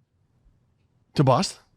Did they trade him For Yeah, Coyle? I think It might so. have been was the for Coyle deal. Yeah, it was What Coyle. the Man, I forgot. Oh, I totally forgot that happened. By the way, Charlie Coyle might be the best trade asset in Boston Bruins history. They got him for a third, and they got Casey Middlestat back. It was a third, and I want to say early career Ryan Donato, Oh my god, who's good now, but like back then he was guy. I don't think Casey Middlestat's that good. He's No, he's not not. bad as a 3C though. Do you hate him as a 3C? Yeah, he's better as a 3C, but I think the Avalanche have looked at Casey Middlestat and been like, oh, he's going to solve some problems here. And the year and a half of experiment didn't work. He's You know he's what the Casey one guy Middlestat from is? Buffalo who left and didn't get better. Yeah. You know what Casey Middlestat is? Whatever the Bruins trade him for. Mean. Stop it. Well, you know what's going to happen. That's mean. It's going to happen. Yeah. They're trading him. I think it speaks a lot to his not yet. value when it's like Charlie Coyle and like a fifth, Yeah. you know? Yep. Yeah. Yeah. So I'm very curious about the Bruins. Now, the other thing I wanted to bring up here is Jeff Blashill, coach for the Chicago Blackhawks. And they went through a couple of people and offered jobs, and they really wanted David Carl, who is University of Denver. Yeah, that sounds right. They got in the Frozen Four, Uh-huh. won their division, that sort of thing. He turned it down because he probably just wants to stay there, and it was something I talked about with Jesse actually on the pre-show once. Are we, in the NFL, it's not out of the realm of possibilities for an NCAA coach to be like, yeah, I'm not coming to your team. I'd rather be in university. And I wondered if that was going to start to happen because NHL coaches, while some of them are paid quite well, a lot of these colleges to spend $2 or $3 million on a hockey head coach, that's nothing. That's nothing for them. And you can you can do that in the NHL, or you can just stay here in Denver with your young, and David Carl's got a young family. Yeah. Yeah, the dude's also like a tease. Like he never wanted to move his family to wherever he has to go in the NHL. It's gonna like, be Chicago. He's a relatively young man. He is even an infant in head coaching terms. Oh, He's even even more younger so. than the guys we're talking about. Tiny little baby. Yeah, he's Thumb sucking David Carl. he just came out of the womb. So like he never wanted to go anywhere. No. Like all of that speculation, I found it so like just pissing in the wind because like he was never moving. Great term. Yeah. Yeah. Such a fan. Or fart in a Pissing the wind. windstorm. I like that one too. Yeah. You're just a fart in a windstorm. It's like that's how you make it. Fart in a windstorm. What if the windstorm catches the fart and then it's just everywhere? Right back in your face. You just get blasted in the face. Yeah, Hi, live audience in Sport Check and Maple Leaf Square. so- How are you? What does Jeff Blashill, who I was not a fan of him in Detroit. I'm sure he's a great guy. They weren't a fan of him Red in Wings Detroit. fans weren't a fan of him in Detroit. So he's now the coach of Connor Bedard. You're not the coach of the Blackhawks right now. You're the coach of Connor Bedard and some of these young kids that are coming up. Okay. I asked you the same question about the Bruins. What's a measure of success for the Chicago Blackhawks? And we have not seen the draft. They're drafting high. Mm-hmm. We have not seen free agency.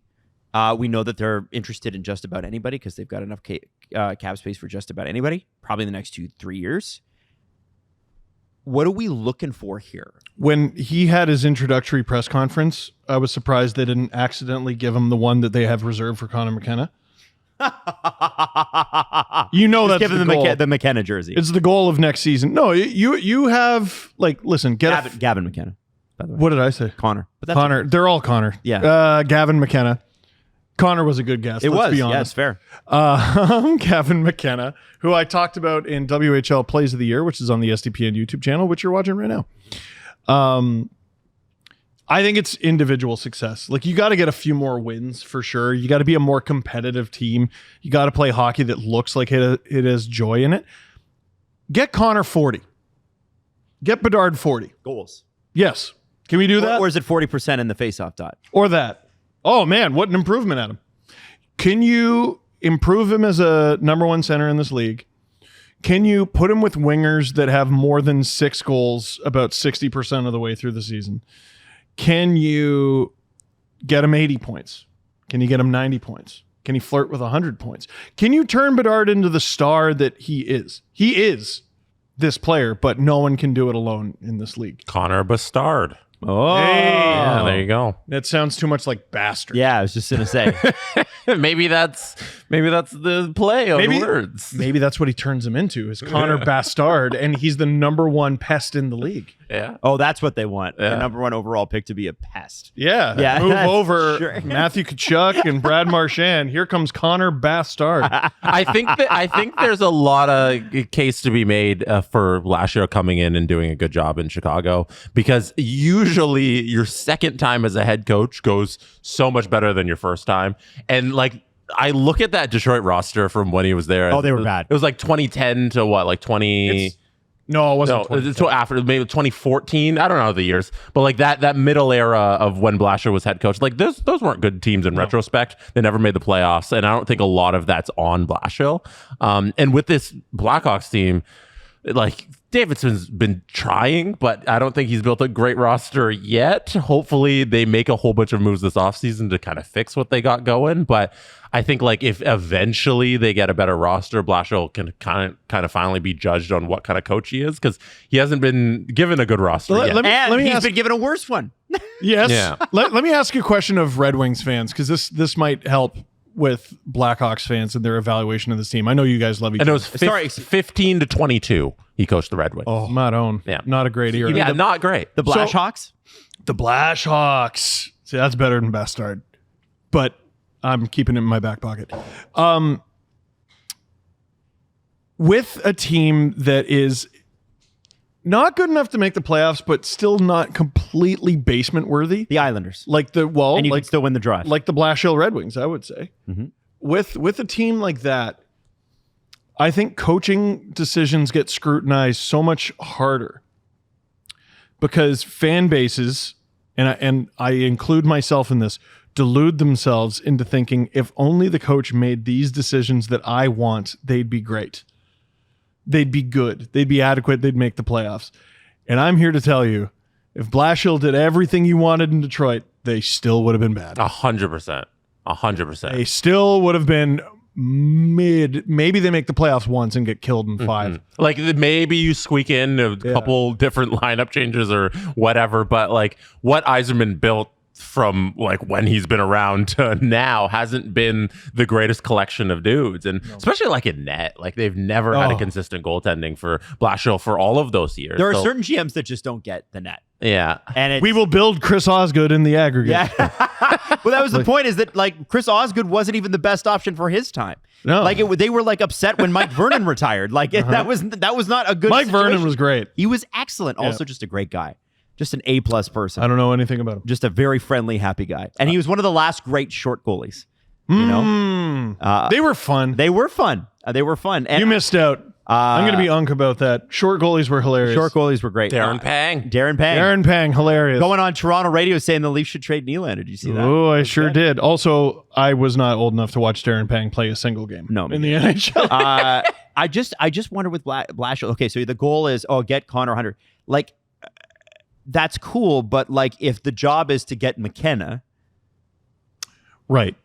Well, and then here's the other thing. Like this, you look at the free agents they've signed there, right? So like Dickinson, Hall, Foligno, they've had to overpay for all of them. Bertuzzi, Brody. Brody. Brody. What are they? Brody. Bro.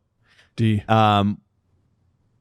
Like, who do you go out and get? Is like, we wait for the musical chairs to end? You're not going to sell Mitch Marner on this. You're not. You're not. The guy wants That'd be crazy if you could. No, you're not. No. You're not. So, like, okay, you have all this cap space.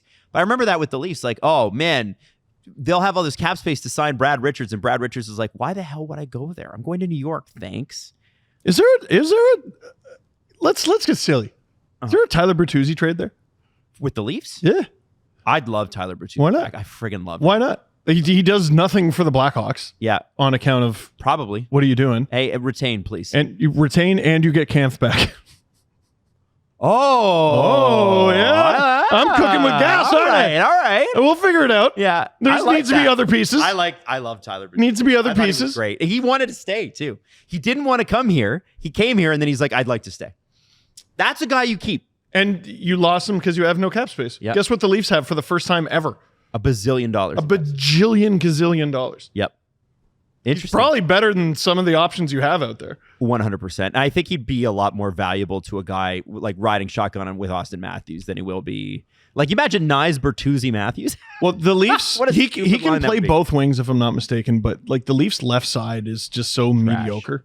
Yeah. It's not good. Like, McMahon got you 20 goals, but I don't think he barely played in the top six in the playoffs. In an ideal situation, is McMahon getting you 20 goals is my point. No. Like, now, if you do something like Nyes, Bertuzzi, McMahon, Lorentz, I guess.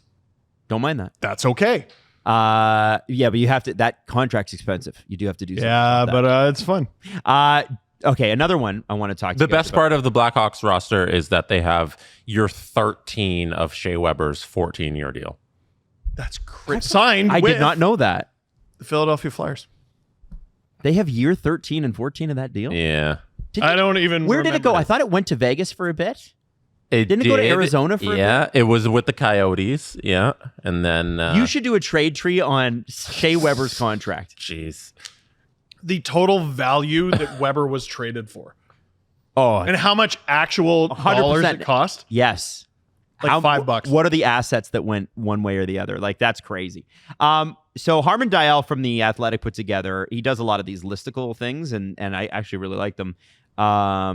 He talked about some RFAs that could be trade candidates. And it seems like everybody in Buffalo is a trade candidate right now. This guy is not mentioned. Oh, he is mentioned on his list, but 2 Buffalo Sabres mentioned. First one, Bo Byram, who was with the Avs and then didn't want to play up to the Avs standards. So it's like, we're going to ship you to Buffalo. This guy doesn't have a contract. He's a very good defenseman. They don't need him. Yeah, they also don't need him. It was an odd choice for Buffalo to get him. You have Dahlin and Power. Stop making one of them play the right. Yeah. Like, just, what are you doing? It's just not an efficient use of their money. Byram also switched agents earlier this month. He's now with Cortex. So I'm curious about that guy. And then I was more curious about JJ Peterka. So am I. Because JJ Peterka has been in trade rumors for almost 6 months now. And that is, and it like Saravalli came out and said it. He's like, he's not happy, along with a whole bunch of other Buffalo Sabres, with the progress or lack thereof in Buffalo. And it brings me back to that. Do you remember the conversation we had? Buffalo was in the tank. Kevin Adams was pissed that they didn't have palm trees, so Jake Trouba wouldn't come. And the owner walks into the dressing room and goes, "We're not doing anything." The answer's in the room, JJ Peterka. So now I think the owner is now going to see another crop of good young players go, we're just not going to come here. You can't trade JJ Peterka under any circumstances. That's my opinion on it. I would love to know his agent's opinion on it. I don't think his agent's going to give his opinion on it. That's for sure. Yeah, here, just that's a bit of a hot situation. I don't think Alan's going to talk about that. So, Alan, what's going on? just do that. Have you ever tried just asking him, Alan, what's going on? And he'll be like, no comment. Yeah, I do ask him. He'll just say no. Damn. I'm not talking about it. What's his Peterka peeve? Ask him that. I don't know. But I think that's... Please clap. But you think about Jake McCabe, Sam Reinhart. Everybody. Who else left? Lena Solmark, who was actually good in Buffalo. Jack Eichel. All these guys who've gone into success afterwards. If Buffalo had just merely retained most of its team, think of the talent Tage Thompson would be surrounded with right now. Man. And now, like, watch, Byram's going to pop off. Well, probably not, but I don't know. He was 4th overall pick. We'll see. Lots of injuries there. I don't care if JJ Peterka holds his breath and stamps his feet. I'm not trading you. I'm not doing it. Oh, okay, you sit out. Oh no, the Buffalo Sabres might be bad. Sit out. Go. You're staying. I'm not trading you. What are they going to trade him for that's going to be fair value? There isn't an answer out there that makes sense. I'm not trading you. That's my answer if I'm Kevin Adams. Sorry, you have to stay. You're a Sabre now. Sorry about the draft. You're a Sabre. Don't show this to Alan. But he doesn't have a contract. It's a compliment of his... Yeah, sit. What are you going to do? Sign with another NHL team? You can't. Oh, well, I'm going to go to... now I'm just making stuff up. But no, I'm not trading you. There's nothing out there that makes any sense for JJ Peterka. And if the Sabres find it, bless them. Dude, you got a guy who's like, what, 23? You got a guy who's early 20s, 30-ish goal scorer, one of the best offensive players they have, and the Sabres are trading him because why? He doesn't want to be there anymore. No one wants to be here, JJ. Sign the contract. I'm not trading you. That would be the most honest moment of Kevin Adams' career. I am not trading you. What are you getting for JJ? What would you need? Like, helpful suggestions. You need JJ Peterka. No, I find the Sabres so uninteresting. Oh, really? Oh my gosh. They don't have a roster and none of the guys are good and they don't know how to build. Until Kevin Adams isn't the GM anymore, it's nonsense. Like, they're not good at this. They're not good at building a hockey team. So, like, what's the conversation? JJ Peterka, Nick Robertson, final offer. They got a collection of young guys who are like, oh, they're kind of good, and then they leave, and then they go somewhere else, and they're like, oh, they're good players, and they were in Buffalo at one point, and nobody wants to play there, and like, I don't know, they suck, and they're always gonna suck if this is how they run their organization. At some from point, like the ownership down, because the Pagulas don't care about the Buffalo Sabres enough to change general manager. At some point, something has to be the final straw. You trade JJ Peterka, pack up and move. No, like that would have been Jack Eichel. Like, and they'll still tell me that's a good trade. You know what they found? Straw was so many straws. The final straw was so many straws ago. It's like, you ever see those horrible nature documentaries where it's just all these seagulls dying because they're choking on straws? No, I don't. And you're like, where did they get all these straws? That is, the Sabres are this trash island of dead seagulls. Yeah. They cannot trade this player. And like, here, Adam, do you have a stat line up? Okay, when do you bring a stat line up? Who for who? Because JJ Peterka. Because I feel like a lot of people don't know. You have to be like a fantasy sports nerd, I think, to be a non-Buffalo 27 Sabres. goals, 41 assists this year. In how many games? 77, so 68 and 77. Last year, 28-22 in 82, which is 50 points. How old is he? Oh my God, he's going into his fourth year. He is 23. Are you out of your mind? You know where he makes sense? Where? Any team in the league? Boston, German, I'll kill you. I'll kill you. I'll kill them. but he's German. If Kevin Adams trades JJ Peterka in division and it's not to the Leafs, I'm going to throw palm trees at the building. You will go down and bring a palm tree. I will bring a palm tree above my head. I will find super strength from rage. And just throw it at his friggin' office window. Not only do you trade him in division. I hate you. So the Buffalo Sabres don't know how to build a roster and they lose. Right. Well, tell me anything that's changed from the last time they were good till now. Nothing. That's what is that? 14 years since they made the playoffs. Yep. It's been the same story for 14 consecutive seasons. Very uninteresting to me. Yep. No, I agree. That's why I'm saying, don't you dare trade this player. If your option is trade him or have him sit out, you sit him out. Sure. Can't trade this player. You're out of your minds. It doesn't make it better though. If he sits out, you're still trading him. No, you're not. Well, you sit him out. Then your NHL career's over. Several years. Your NHL career's over. I think it might be anyway. This is the guy that traded Jack Eichel to his Stanley Cup. No. No, The he's talking Turkas about is Peterka. over. Oh, He's playing the hardest ball. Well, this is the Leafs with Robertson. It was like, sign here. And he's like, no. Okay, well, go out and find an offer sheet. Peterka is a great candidate for an offer sheet. I think you gotta Thomas Vanek this and match it no matter what it is. do you do a Kotkaniemi thing where you offer him way more than you should for 1 year? See, this is why Peterka is like, I'm not totally convinced Nyes would sign an offer sheet. I'm not totally Peterka, convinced we know would. Evan Bouchard. Yeah, it sounds like ask Alan. I don't know. Ask Alan. I mean, Saravalli had the report. He said he wants out. I guess that sounds like a guy who would sign an offer Yeah, sheet. but we have a better source. Yeah, but Alan's not going to talk to me about that. I know. No disrespect to Frank, but we have a better source on this. It's just he won't talk to us. No, not like that. Not like that. Not like that. I had forgotten about offer sheets. That one is fascinating. What do you give a guy? You know, we've been talking about Nyes making like 8 times 7.5. Mm-hmm. Peterka's got pretty similar numbers. He does. Pretty similar age. Doesn't have the one thing with Nyes is that he is a unicorn in the physicality sense, where Peterka is because there aren't a lot of How big's Peterka? 6 feet tall, 189 pounds. Okay, so He's average. Yeah, he's not a. No, what I'm saying is like unicorn in the sense, and I don't want people to think that I think that he's like the next Gretzky. I'm talking about like what he brings in terms of he's a bowling ball. There's not a ton of players in the league like him. Like a Tom Wilson type. Yeah, and that's what type. What Montreal thought Josh Anderson could be when they signed that contract, and what he is every time he plays Toronto and nobody else. Yes. You know, And Vegas in the playoffs that one time.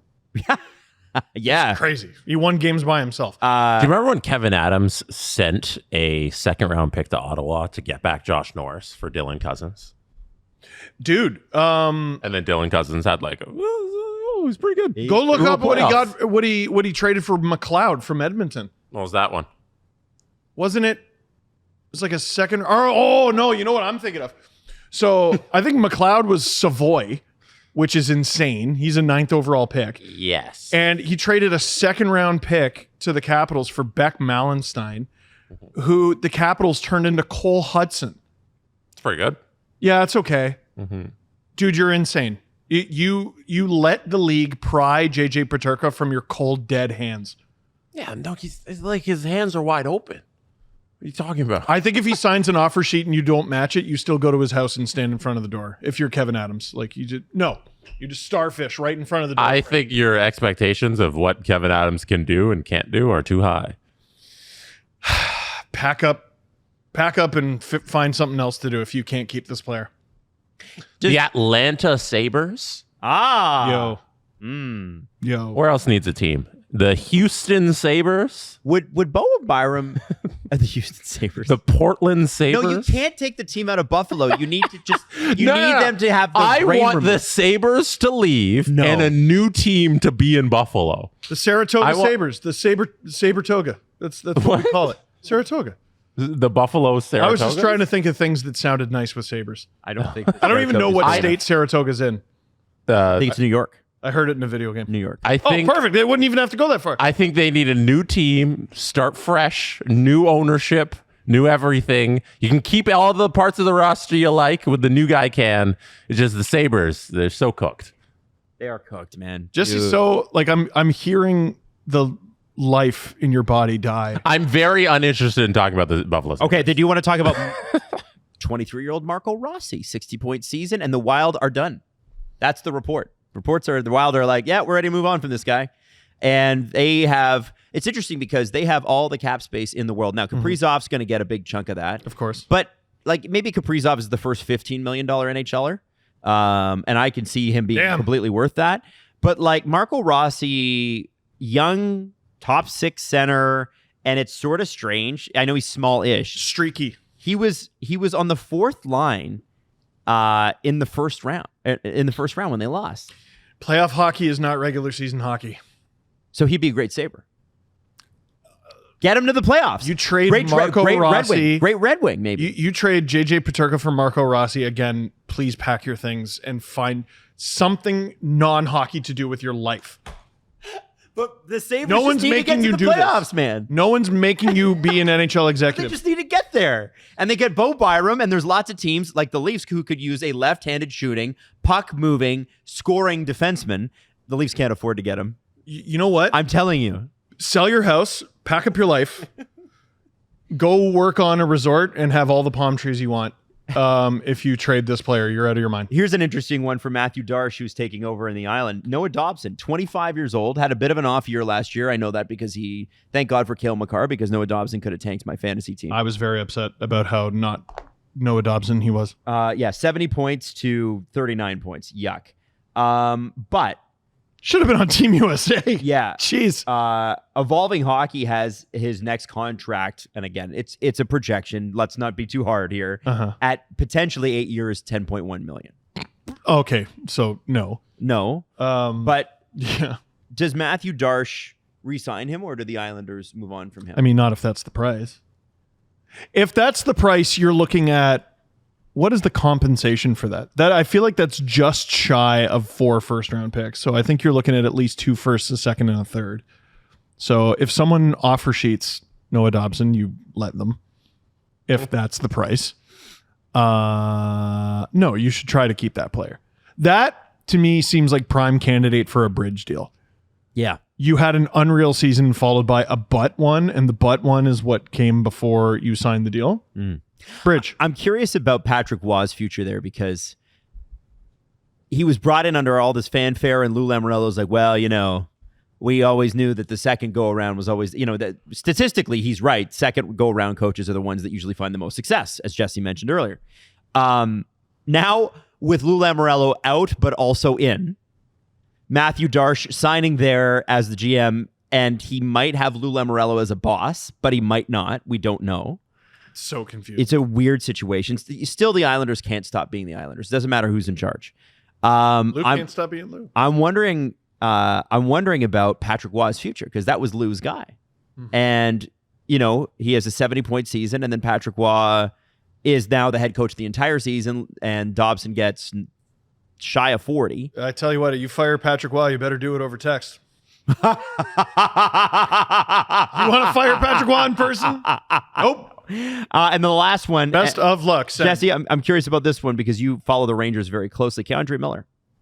And some of the projections, like this one's from Evolving Hockey, at a 4-year, it would be $5.9 million. AFP Analytics, according to The Athletic, has 6 years at $6 million if you do a 6-year deal. What do you think about Keandre Miller? 23 years old, 43 points. Obviously, the Rangers were not great last year, but good player.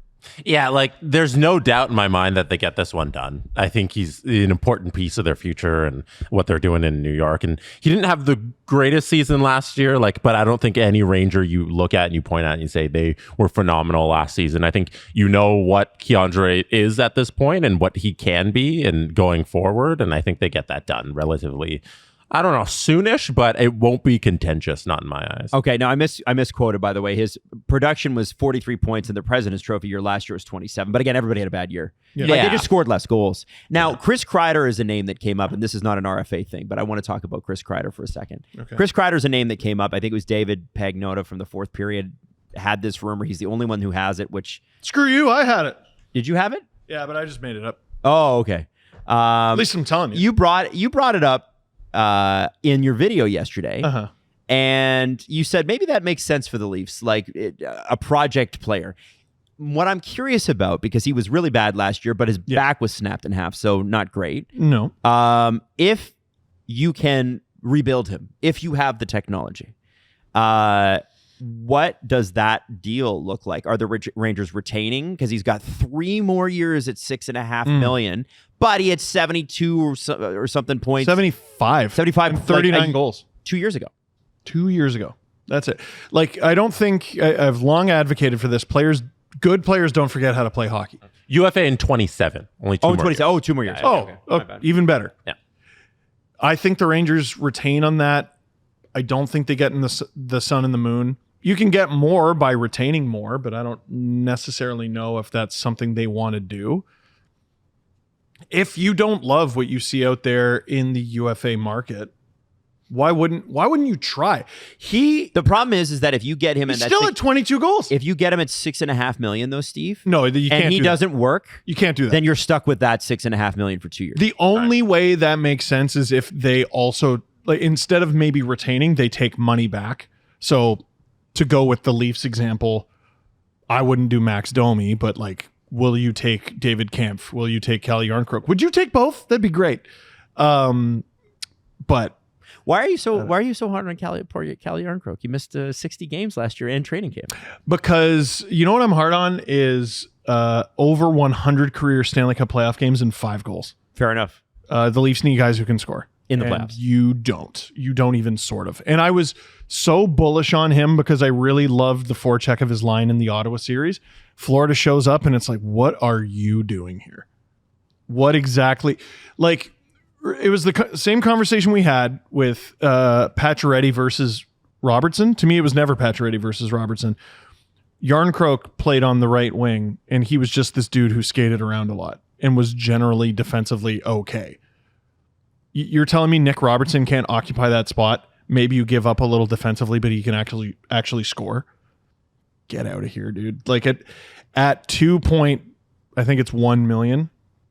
Figure it out. Okay. Jess? I think Chris Kreider would be a fantastic Toronto Maple Leaf at the right number. What's the number for you? And what do they give up? A $4 million Chris Kreider? Like, are you kidding me? A $4 million guy who got you 22 goals and not much else? Like, yeah. And like what does 22 goals cost you in the NHL? The 8 assists and the 22 goals is ugly, but he was injured for what I assume was all 68 games of his season. And the Leafs aren't afraid of projects like that. No, he also was playing on the fourth line.